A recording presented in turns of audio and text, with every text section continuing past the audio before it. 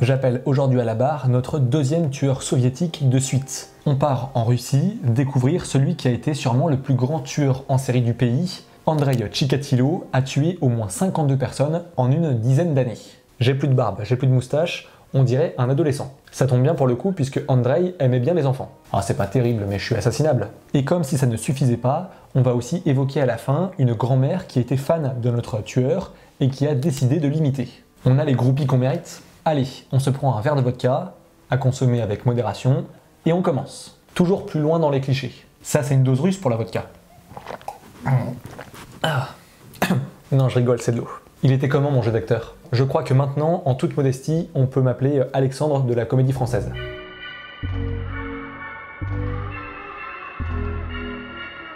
Andrei est né en 1936 en URSS, dans ce qui sera par la suite l'Ukraine. Entre Onoprienko lors de la dernière vidéo et Andrei maintenant, on a quand même une belle génération en Ukraine à ce moment-là. C'est une belle époque. Certains ont des générations dorées pour le football, et bien eux c'était pour les tueurs en série. Le froid ne ralentit pas leur envie de meurtre en tout cas.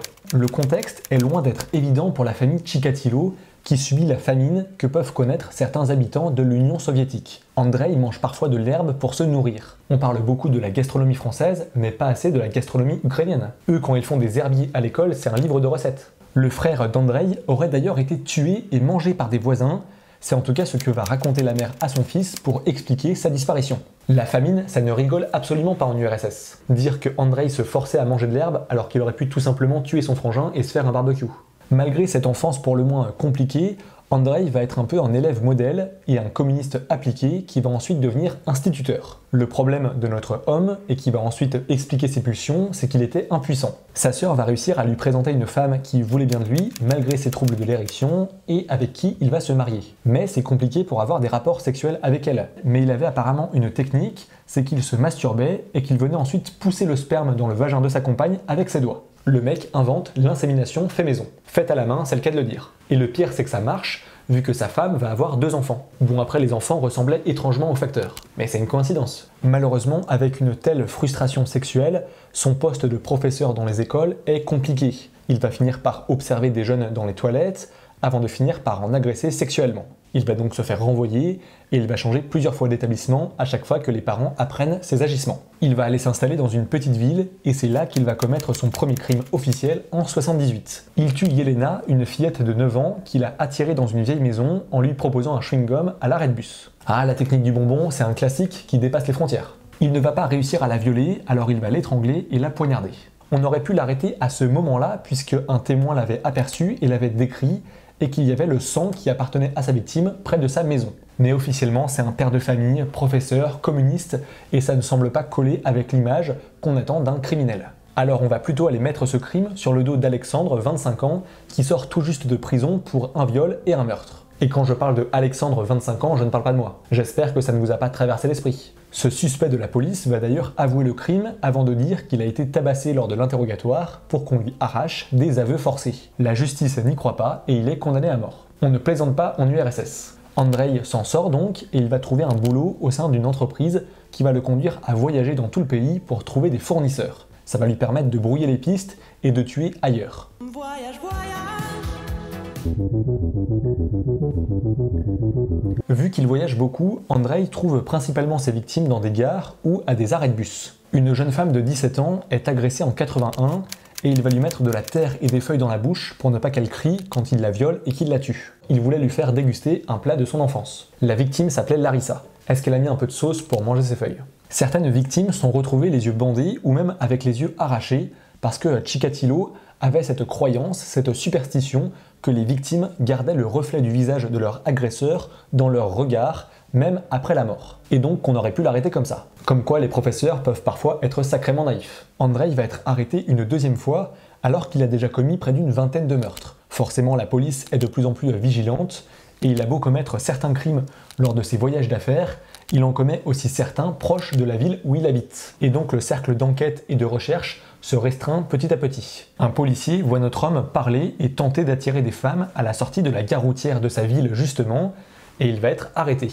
Mais ce qui va jouer en sa faveur, c'est qu'il a une particularité génétique qui fait que son sang et son sperme sont légèrement différents. Et donc il n'y a pas de match au niveau de l'ADN. Le sang qu'on lui prélève ne correspond pas avec le sperme qu'on a retrouvé sur les scènes de crime. C'est très rare et ça fait ses affaires. Comme par hasard, la génétique est encore de son côté. Après l'insémination, l'ADN. La frustration sexuelle va donc être le mobile d'Andrei qui va cibler des filles mais aussi des garçons. Il les attire dans la nature en leur promettant des bonbons et il tente de les violer avant de les tuer. Notre serial killer a notamment tué un jeune homme de 16 ans à qui il a retiré les testicules et le pénis. Et c'est peut-être pour rendre sa victime plus féminine et lui donner davantage envie. À ce moment-là, la Russie est en opposition frontale avec les États-Unis. On est dans un contexte de guerre froide et la Russie a du mal à accepter qu'il y ait un serial killer sur ses terres. Normalement, c'est chez les Occidentaux qu'on a des psychopathes pareils, pas chez les Soviétiques. Mais vu comme les crimes s'accumulent, on va finir par se rendre à l'évidence et on va solliciter un psychanalyste du nom d'Alexandre Boukhanovski qui va avoir un peu le rôle du premier profiler russe. Pour aider à cerner les pensées d'un tueur en série, il va interroger Anatoly Slivko qui a tué 7 garçons. Le profiler va ensuite imaginer le coupable qu'il traque comme un homme d'une quarantaine ou d'une cinquantaine d'années, avec une enfance difficile, avec une frustration sexuelle et qui voyage beaucoup grâce à son travail. Après, une fois qu'on a posé ces grandes bases, on n'a pas non plus une révélation sur les millions d'habitants qui peuplent la Russie. Il n'y en a pas un qui va se dire « Ah bah tiens, on dirait tonton Andrei ». Là, on n'a pas Piotr qui va balancer son cousin. Petite référence à la dernière vidéo, et comme d'habitude, si vous ne l'avez pas vue, je vous la mets juste au-dessus. La police va être de plus en plus en état d'alerte à mesure que le compteur augmente, puisqu'on a des dizaines de meurtres. On fait très attention justement à proximité des gares, puisqu'on a compris que c'était là où se trouvaient principalement les victimes, et apparemment on avait même des policières qui s'habillaient en tenue un peu aguicheuse, dans l'optique de se faire attraper par le tueur. On en était là quand même, un peu en désespoir de cause j'imagine, mais ça coûte rien d'essayer. Le 6 novembre 90, Andrei tue Stevlana, 22 ans, dans une forêt près d'une gare justement, et on a un policier qui va remarquer notre homme qui a de l'herbe sur ses vêtements et des taches de sang. À cette époque, les gens vont en forêt pour ramasser des champignons, mais lui, il n'a pas la tenue du promeneur parti faire une cueillette. Et les champignons ne t'attaquent pas et ils ne te font pas saigner. Ou alors c'est uniquement les champignons russes. L'enquêteur le trouve suspect et il va donc demander à contrôler son identité. Chikatilo parvient à partir en prétextant qu'il avait un train à prendre, mais le policier note quand même son nom. Et une semaine plus tard, on retrouve le corps mutilé de la jeune femme, ses mamelons ont été retirés et le cadavre est caché sous des feuilles et des branches. Il gâche de la nourriture pour dissimuler ses preuves. C'est dire s'il est prêt à tout. Forcément, l'enquêteur fait le lien, et on va donc remonter jusqu'à notre tueur, on va vérifier son emploi du temps et ses déplacements professionnels, et ça concorde avec certains crimes. Au moment de son arrestation, Andrei parlait avec des jeunes garçons dans la rue. Décidément, jusqu'au bout, il aura tout donné. En plus, quand il est arrêté, on retrouve sur lui un couteau, sûrement pour poignarder sa future victime, une corde pour l'attacher probablement, et un pot de vaseline. Je ne vous fais pas de dessin pour l'utilité du dernier objet. C'est normal en Russie. Il est également blessé à l'un de ses doigts parce qu'une de ses dernières victimes l'avait mordu en tentant de se défendre. Au premier abord avec les policiers, Andrei ne va pas vouloir avouer et expliquer ses gestes. Par contre, quand le psychanalyste et profiler va tenter de l'interroger, il parvient à le faire craquer. Il l'a allongé sur un divan et il lui a fait parler de son enfance difficile où il mangeait de l'herbe et des feuilles. Et ça a suffi pour le faire craquer. Rien de très compliqué. Même moi j'aurais pu le faire. Résultat, il est condamné à mort pour le meurtre de 52 personnes, des femmes, des adolescents et des enfants, et il est exécuté le jour de la Saint-Valentin. À ce moment-là, Cupidon tire des flèches, mais pour Andrei, ça a plutôt été une balle dans la nuque. Comme je vous l'ai annoncé en intro, notre Andrei a eu une admiratrice, puisque Tamara Samsonova semblait très intéressée par son parcours criminel. C'est une vieille femme qu'on suspecte d'être une tueuse en série, puisqu'elle a été arrêtée à 68 ans. On pense qu'elle a tué plusieurs personnes, peut-être environ une dizaine. Elle vivait en fait chez une femme, Valentina, depuis quelques mois, pendant que son propre appartement était en travaux. Et en fait, elle a pris goût à vivre ici dans cet appartement qui n'était pas le sien, sauf que ça plaisait pas trop à Valentina qui était chez elle. Et donc la tension a commencé à monter, elle commençait à en avoir marre et elle lui a demandé de partir. Ça n'a pas plu à Tamara qui va droguer sa victime en mettant des médicaments dans sa salade. C'est une salade niçoise revisitée façon russe. C'est bien de s'approprier des grands classiques de la cuisine et d'y apporter sa petite touche personnelle. Ça aurait fait un carton à Top Chef.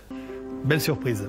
Une fois la victime endormie sous l'effet des médocs, notre mamie va découper son corps avec une scie et elle a même fait bouillir la tête décapitée avant d'aller jeter le corps découpé et on va identifier la mamie sur des images de vidéosurveillance. Dans un journal qu'on va découvrir chez elle au moment de la perquisition, Elle a écrit avoir tué son locataire après une dispute. Elle l'a lui aussi découpé en morceaux avant d'aller le jeter dans plusieurs poubelles du quartier. C'est pour ça qu'on pense qu'il y a d'autres victimes, et notamment son mari qui a disparu en 2005 sans jamais redonner de signe de vie par la suite. Je pense que lui aussi a eu droit à une recette de cuisine dont seule sa femme a le secret. En tout cas, en Russie, on a une grand-mère bien badass et un instituteur communiste qui tue une cinquantaine de personnes. Le professeur Boucher et la mamie décapiteuse. Andrei mangeait de l'herbe et des feuilles, tandis que Tamara faisait des salades. Ils étaient tous les deux réunis par leur amour des légumes verts. C'est élémentaire.